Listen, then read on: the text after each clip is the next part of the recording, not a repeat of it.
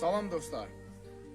Dostlar, bir həftə qabaq bir video çəkib paylaşmışdıq ki, 1 kilo balın qiyməti 30 manat yox, 20 manat oldu.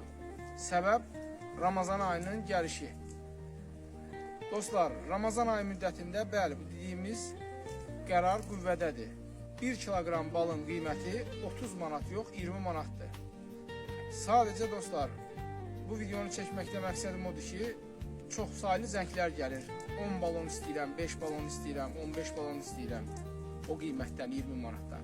Xeyr dostlar, 1 kilogram balın qiyməti 20 manatdır. Bir ailəyə maksimum 1 balon bal ola bilər.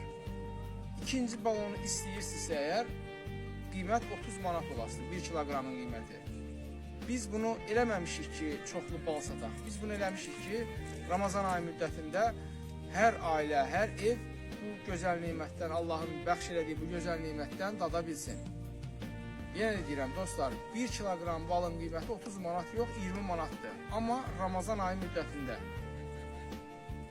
bir adamın, bir ailənin də ala biləcəyi maksimum 1 balondur. İkinci balonu istəyirsə, qiymət 30 manat olasıdır.